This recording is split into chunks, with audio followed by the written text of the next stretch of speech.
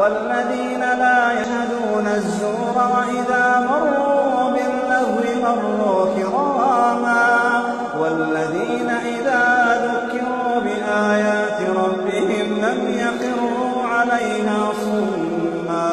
لم يخروا عليها صما وعميانا والذين يقولون ربنا هب لنا من أزواجنا وذرياتنا قرة أعين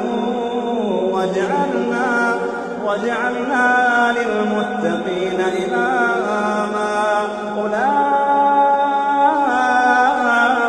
يجزون الغرفة بما صبروا ويلقون فيها تحية وسلاما خالدين فيها حسنت مستقرا